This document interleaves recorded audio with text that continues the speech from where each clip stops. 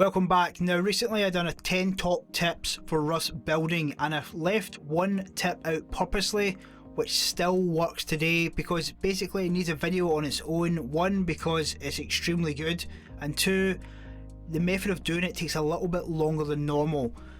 But before I show you the tip itself, I'm doing a giveaway with the prints. Basically they do any 3D image of rust that you want to do. Rocks, furnaces, this is one they done for me. To enter, all you have to do is comment below or follow the link below and fill out all the steps. Now back into this. Way back when, there was a glitch which allowed you to look through the floors.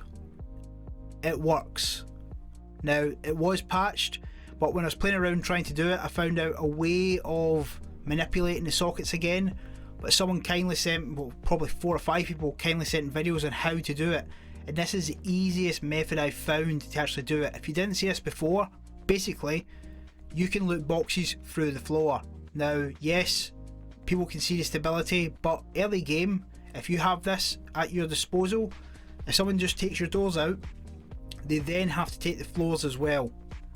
That can be very OP, and if you build your starter base with this in it and expand all the way out, that also means that you're going to have a more secure loot room. Now, in the heat of the moment, are people going to check out the floors every time? Probably not. And yes, before the jackhammer comments start, if it's stone they can jackhammer the floor, they can, but the whole aim of this is to take people's time up, make them work harder for the loot.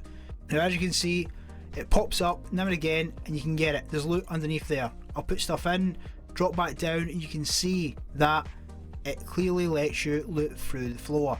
As I said, there's a different way of doing this now from how it used to be done, but it 100% still works.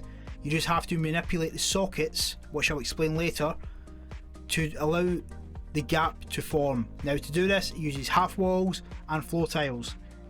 As I said, a lot of people linked me ways of their doing it, and this is probably the easiest way that I found. I'll put a link down below on where he showed me how to do it. Please go over and check him out, see exactly how he came from it. Now in a normal base like this is a setup base, starter base, not very expensive at all in the slightest. If you want to try and make sure your base is super secure overnight and you have the time and ability to do this, then yes, I'd recommend it, because no one's really going to know until they're inside that the loot is underneath. The garage door completely blocks it, or if you use a double door, it blocks it so people can't even see through the gap.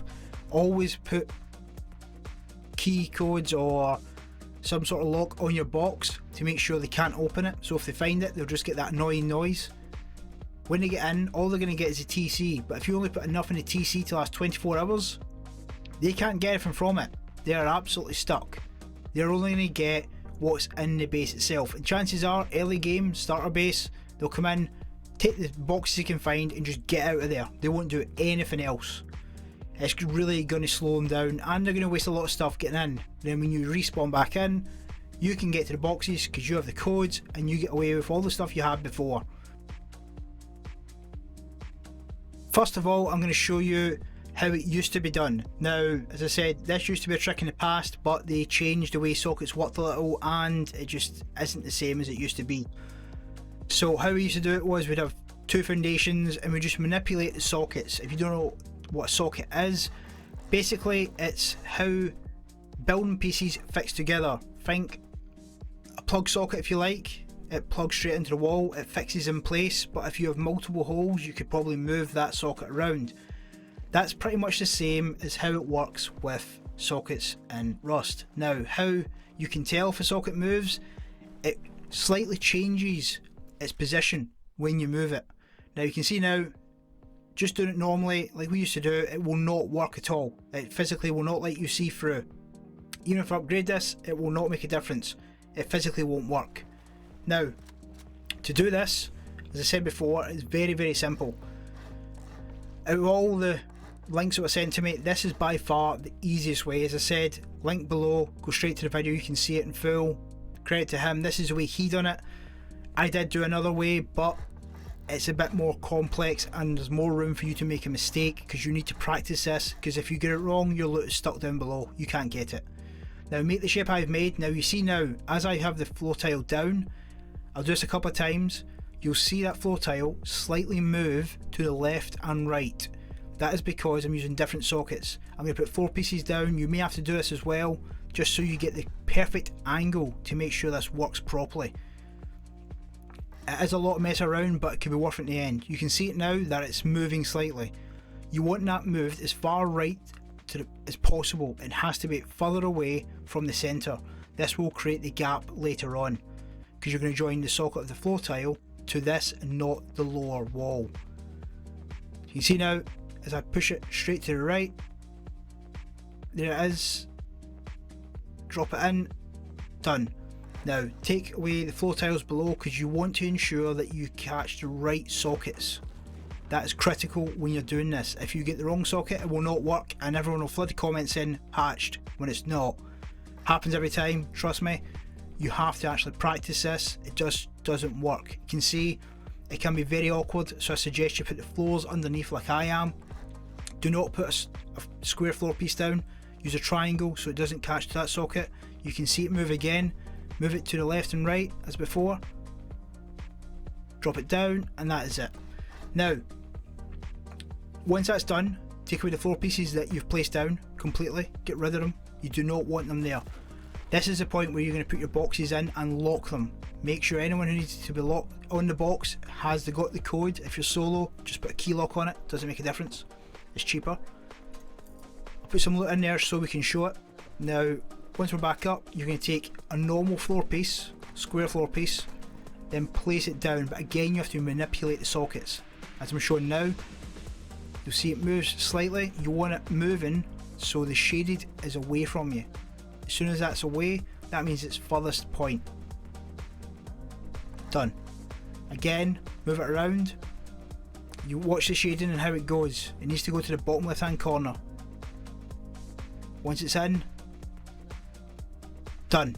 That has created the gap. Now I'll show this in a second. It's honestly a lot easier if you have a weapon in your hand. It's just easier to manage. At first it may not show, but you just have to go back and forwards. You can see it clicked there. As soon as you find a sweet point, what I used to do was put a campfire down just in front of it, so I knew where to stand, or to the side, so I knew where it was every time. You can see now that when I click into it, opens. Exactly what we put in the box. So it definitely still works. So this is more of a concept trick. Use it, play with it, put it into a base as much as you can. The small base I made earlier is just an example, but a good example of how you could utilise it at the beginning of Rust when you're starting out. I'll upgrade the floors just to show it as well. Now again, as I mentioned at the start, this giveaway that we're doing, there's 2 ways to win. All you have to do is leave a comment below or follow the links below and fill out all the steps. You will be notified via email or a reply to your message in the comments if you have won. We'll get all your details. We'll send out either the rock or the furnace to you, and turnaround could be probably a week depending on production and postage. Now go away with this, see what you can build. This gives it a little bit of more piece of your armoury to try and put something together when you're building on wipe day. It is a bit annoying to get up, not gonna lie, and you are open to being attacked, so make sure you do it in a safe area and you build it up progressively if needs be. Try and build it into a main base as best you can. It's a very good trick to use. It will get patched again, 100%. It only lasted two or 3 weeks last time, so I can't see it lasting too much longer this time. Cheers guys, I'll catch you in the next one.